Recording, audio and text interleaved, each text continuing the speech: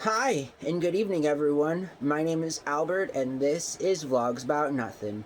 Thank you very much for taking the time out of your very busy night to join me. I really do appreciate it. The government's shut down, the world's on fire, and next year we will not be able to file taxes through the IRS Direct program that so many, should I say, normal poor Americans like myself use. You feel me? Like, I guess when I do file my taxes, shout out to, all the people who take absolutely as long as it's legally necessary to provide all of their governmental paperwork. I mean, Jesus, it's not like the IRS doesn't already absolutely know everything about you. They know more about me they know more about the money that I've ever spent than I know about, right? So I don't care about money. I'm a damn socialist, and like it doesn't matter, just somebody, like the government needs to pay bills so that people can live, and the government gets a pretty good exchange, in return. I'd say pretty good return on investment, seeing as though they literally use this as collateral, and then like violate human rights by mass to make just a handful of people wealthy. There's a lot in that, and it's been pretty pervasive recently, the kinds of fascist talks or the kinds of fascist things that are happening in the United States government right now that, like, I don't hear a lot of people talking about, you feel me? And the people that I do hear, it's like, what happened to the media, right? It's like the first thing, a lot has gone on. The things that have gone on have just made the situation way more sketch than it needs to be. It's almost as if this is some sort of cartoon, and it's unfortunate because it's not. Like the government not being open right now and not functioning in the way that it needs to, so that it can provide all of the necessary services that it needs to provide for all of us. Like, all while there's a single literal convicted felon that's our president sitting in there, putting his dirty little hands in every cookie jar that he can put them into. Like, this is all real, and I wish that it wasn't. I really wish that it wasn't.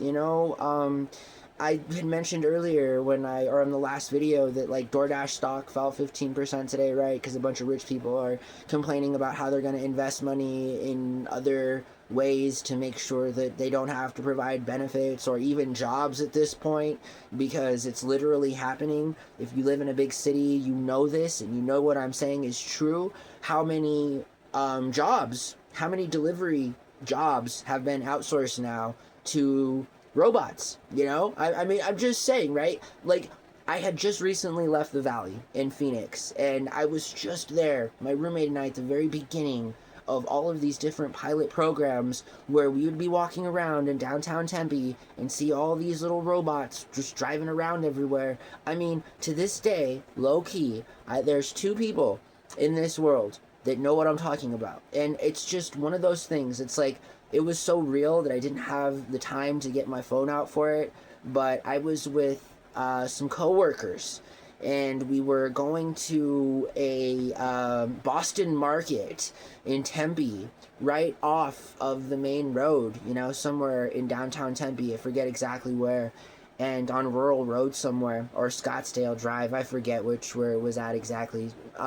But anyways, we're walking across the street, and it's on ASU campus, right? And I see this Uber Eats or this DoorDash bot or whatever, one of those little robots, the boxes that have the wheels and drive everywhere. Myself and two other people, we seen it run a red light, and the thing is like, I had never seen that before. That's just something, like seeing robots deliver food, that at some point that was just like breathing, yeah, it's a robot. Hey, what's up, dude? And moreover, some robots, I swear to God, have more manners than others, all right? Have you ever been in a situation where you're walking through a crowd of people and there are some robots on wheels that behave differently than others? I mean, I don't know if it's a human behind it or what's going on. I'm just saying that you know what I'm talking about. If you know, you know. If you don't, you don't. But the next time you see a bunch of robots hanging out together or in the same area, just pay attention to how they act differently. I'm just saying, most of them are well-mannered. Some of them will just kind of like barrage right through you. It's kind of incredible. But regardless, this robot that I'm speaking of must have been of the latter, because this robot literally was stationed at a crosswalk post, and while the light was red, just decided to go. Like, this was a decision that the robot made, and the robot decided to stick with that decision. Like, it was committed, man. Like, the robot, all sensors, I'm sure at this point, going off and telling it that, like, there's lots of big moving objects around it that could potentially, you know, make it obsolete. I'm just saying, I don't know how robots think. We're not going to get into the semantics of that. Yes, I'm convinced that robots are sentient. I'm just saying. Anyways, I saw this robot, myself and two other friends, attempt to, and it didn't attempt to, it successfully crossed the road when it was not supposed to. And there were cars. This is the other thing, is there must have been at least 5 cars in addition to the 3 of us that had seen this happen, that like honked. They were honking at a robot that was crossing the street when it wasn't supposed to cross the street. You know. And anyways, why are we talking about robots? We're talking about robots because, oh yeah, DoorDash and the 15%, you know, downturn in their stock today, and all is the result of a bunch of rich people talking about how it's going to be more economically viable in an ROI perspective for them to continue to invest money into things that will ensure that people don't have any opportunity, right? I mean, forget like gig work, you know, that lasted a few years, and we all kind of knew that's where it was going, right? But I'm not sure if we all knew it was going to happen this fast. I mean, seriously, driverless tech is here. It's here to stay, unfortunately. You should look up the statistics on, you know, again, this doesn't make me a lot of fans here on the program, but honestly, I don't care, and I think anybody under the age of 30 isn't a fanboy of Musk so much as, unfortunately, all of my peers, and mostly all of the peers above me, are really in love with this guy, you know. And I bring that up because I'll put a link in the description below about how just unsafe Tesla is, in particular. Just in particular, how unsafe Teslas are, and how all you fanboys out there, and fangirls, and fan-days, and fan-its, fail to recognize or don't want to talk about the hard truths when it comes down to the fact that you are safer driving your own senseless self around than Musk's, you know, wannabe, like, cheap-ass tech that completely goes against all of what safety should be. For example, Waymo has successfully, and again, they're a company that doesn't share their anything, because why would they? It's a company owned by Google. Please don't buy it, Elon Musk. Jesus Christ. You know, Waymo, nobody talks about Waymo. Again, going back to Tempe, going back to the Valley, that was also another situation in which I was in the area for the first 5 years of their beta program, where there was driverless SUVs all the time around us. And if you look up the crash rates and all the different things that involve safety on those makes and models of driverless vehicles, you'll quickly find out that the safest driverless vehicle out there here in America that is mass produced, or that will be mass produced in the near future, is by Waymo. That's it. That's it. Like, it's hands down, that is the company that I would trust my life with, if we're being completely honest, right? I mean, more ever than I would, like, more so than I would Elon Musk. I mean, seriously, Elon Musk puts paywalls on everything. I mean, you know, you're bound to have to, like, pay a surcharge or a one-time fee to deploy an airbag in an instance of which you need the airbag to be deployed, you know what I mean? It happens to be one of those days where you don't have an extra $200 in your account. I'm just saying that, like, those are the things that have been happening. I know this video has been kind of all over the place, but it's just another friendly reminder that, again, going back to what I said at the beginning of this video, the world's still on fire, the government is shut down, Geno, and then we'll add a side of gravy to that, right? And then we'll combine some of those words together to give us the word that I'm looking for, are continuing to occur all over the world, and more so now that there's just, we won't get into specifics, you know, because why would we need to get into specifics? You know, tune in to your parents' living room for 15 minutes as they watch Fox News and debate the hateful fascist semantics of why it's okay that they have stuff and you don't.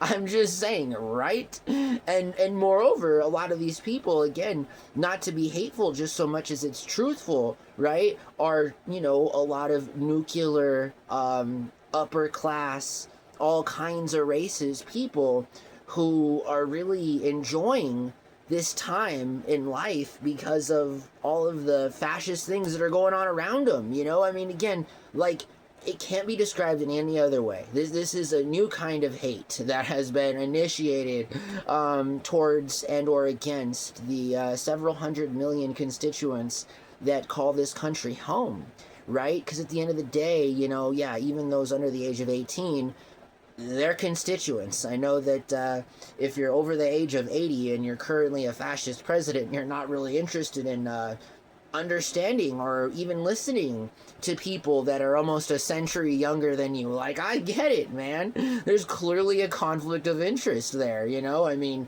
as there would be. Again, I'm a dumbass. I know nothing about math, and I'm not claiming at all to be smart in any way. I'm just saying that I think that's the way that it goes. I will finish this whole little rant by saying that I still have and always will be in favor of lowering the voting age here in America to 16 years old. So, and again, I'm not saying that's the legal age of which you're an adult now. I'm not saying anything at all. I'm not saying you can do adult things or that you can, but like, it's pretty adult to want to invest in your future, right, as a young person. And yeah, I will be working tirelessly to lower that voting age down to 16, just because, again, while it may not extend certain unalienable adult rights, you know, it should extend certain unalienable rights to things and or matters of concern that really impact people for the rest of their lives. You know, I mean, how are we going to tell the people that are 16 now that their world is a complete mess and they have no opportunity because of the guy who could have been their great-great-great-grandpa, right? The old fascist guy that claimed he wasn't racist and said he wasn't a fascist, except continued to do things that were inherently continuing to perpetuate a society that is inherently systemically racist, all while pushing a new agenda forward, sort of like Mussolini, you know? I mean, the guy that made fascism sexy, you know?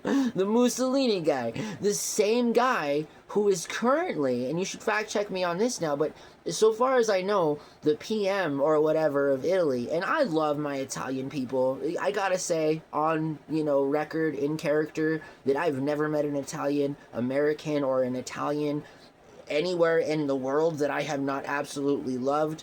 But what's up with Mussolini, and what's up with this new PM that's this girl that represents a neo-fascism party? Like, I just, you know, there's no good fascist. I gotta agree with, ironically and or unironically, the Rupert Murdoch's son, who publicly has also said that there's no good Nazis. You know, that's just how it is. I mean, there aren't good Nazis.